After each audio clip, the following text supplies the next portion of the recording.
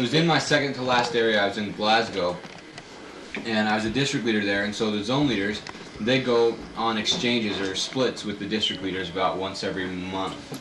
And it was my exchange for the day. But one zone leader comes into your area and you work there, and then the other one goes, your companion goes to the other place. And this particular time, this guy had come with me, and we had an appointment around 12:30, 1 o'clock, and it's an appointment we have every week at the same time. And she feeds us the same exact foods every time, a spicy chicken and chips.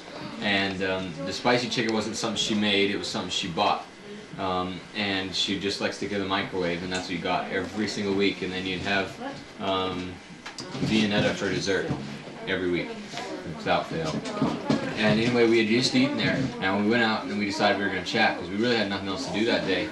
And so we went out and started knocking on doors. Chapman's knocking on doors, and we started knocking on doors, and that we went through. No one let us in about 30 minutes, and then he turned to me, my companion for the day turned to me and said that I need to use the toilet. And that's not derogatory. Toilet's just how they say it over there, you know. And so he told me that, and I was like, well, there's really no place to go out here. We were kind of out in the sticks, and so I was like, you're just going to have to hold it. And so we go keep chapping, and 15, 20 minutes later, he came by, or he stopped me again and says, I really have to go to the bathroom now. I'm not going to be able to hold this. Now I've got to go. And I was like, well, there's one member that lives up around this area. We can walk over to her house and see if she's in, use your toilet. And, so we started walking. It was about a mile away. And we got to her house, knocked on the door, and she wasn't in. And he was really, really hurting at this time. And he's all, oh, I got to use the toilet. And so I was like, well, we'll just have to walk and see if there's a place we can find it where you can use the toilet. And we start walking up the road, and eventually we keep walking, and we saw a break in the houses.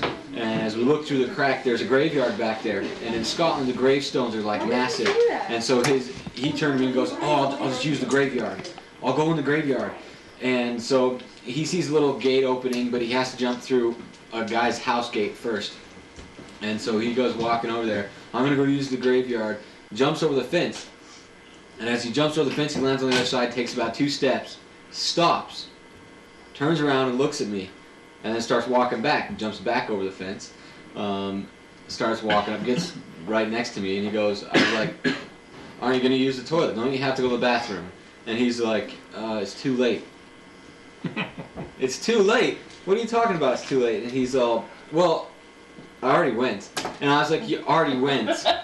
And I was like, well, are you going to do something about it?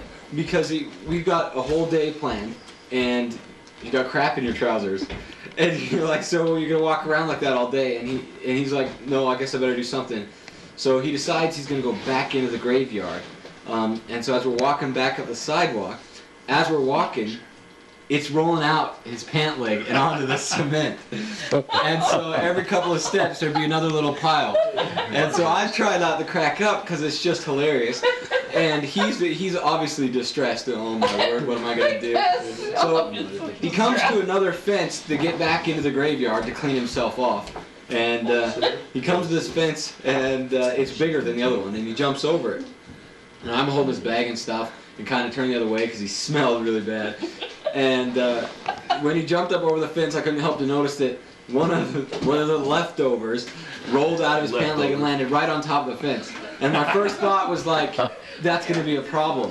That is going to be a problem up there. That was my first thought, but I was like, whatever. So he goes in the graveyard, and what he does, he's wearing 2 pairs of socks. So he took 1 pair off and started cleaning himself with those at the graveyard. And I guess they weren't big enough. So he cuts the symbols off his G's and starts using the G's, the material part, to wipe himself off. And so he's back there for like 15, 20 minutes, and I'm just standing on the side of the road, you know, kind of going, oh, my word. I can look down the sidewalk and see, you know, everything that he's dropped from the one gate to the next. And so I sit there trying not to laugh, and then he's all, okay, I had to lend him a pair of scissors, which I told him to leave in the graveyard, because I didn't want them back. And he cut the symbols off, and then a few minutes later he's coming back. He's got to jump back over that fence. And he went to jump over the fence, and where did his hand go? Right into the stuff we left on top of the fence. So he jumped over the fence and he stunk. Oh, he just really stunk. And unfortunately, he was obviously sick and not, I mean, it wasn't just chunky, there was runny as well, and it soaked right through his trousers. Oh, so it soaked through his trousers, and so you could see it and everything through the jacket, his suit jacket, and it soaked through everything. And so I mentioned it to him, you know, whatever, we're gonna have to get this cleaned off. I knew there was like a grocery store about 2 miles away, and we could walk there, and they sold clothes, and that we could get everything situated there. But I told him, but you're gonna want to wash that off like soon. And so he's like, well, there's a mud puddle up here. So he went and he sat in the mud puddle. Didn't do anything for the color of his trousers, but it just made him wet. And so I still, the whole time we're walking down to this place, I'm trying not to laugh at him. And we get him into the toilet. And I get him in the toilet, he's in a stall. And as I'm coming out, a guy walks in. And the smell was so bad, the guy walks in. And he's all, oh, what is that? And I was like, I think there's somebody sick. And I left. So I walked out. And so my assignment was to go find like sweat bottoms. And to go buy sweat bottoms, and I threw in a couple of little bits like deodorant spray and stuff. And so I got these sweat bottoms and that, and I finally got them over to him. And he's still in the bathroom. He's like, "Oh, good thing we made it here because the second wave just hit." And I was like, "Oh boy, we're gonna be here for a while." But finally, half an hour later, so he got out of the toilet, and he had taken all his clothes and everything, and he had crammed it into his backpack. And we had 2 buses we had to catch to get back to our flat, which lasted about 45 minutes altogether. And so I'm sitting here, I knew he stunk, but I didn't want to tell him. So I had him sit at the middle of the bus, I sat at the back. I said it. Oh, did you? Yeah. And he sat at the back, or I sat at the back and he sat in the middle. And I watch the passengers as they get on, and they walk at the first part of the bus, you know, all confident, like they know where they're going to sit, and then all of a sudden, they look around, look really funny, and then they'd walk past, and they'd go and they'd like, someone would stop, turn around and go, what is that? And they would really be looking at their friends or whatever, and then they'd sit like way in the far corner. So again, I try not to laugh at that because everyone's face as they're getting on the bus is making weird faces. And I don't know if he notices it or not, but I'm sitting there going, oh boy. And so we're get on the bus, and we finally get back to our flat, and he's the zone leader in that, and he's just like, oh, I think we're calling it quits for the day. It's only like 4 o'clock. And so like, I think we're calling it quits, and I was like, good idea, because I'm not going through this again. And so he gets in the flat, and he takes his trousers off and everything, and he's like, I still stink. I don't understand where the smell's coming from. Well, when everything ran down his trousers, it ran down so far, and his trousers were kind of, I guess, tight at the bottoms, but everything ran into his shoe. And he didn't realize it.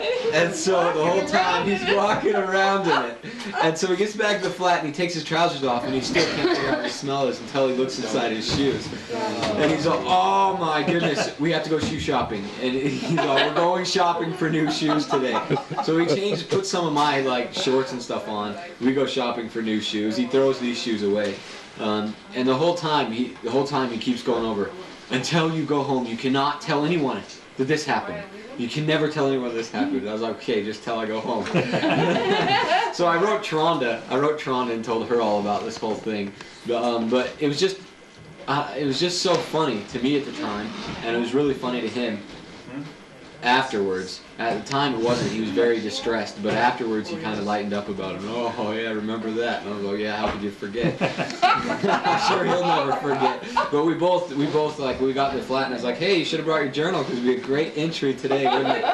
And I got it in my journal entry as well. I'll never forget that though.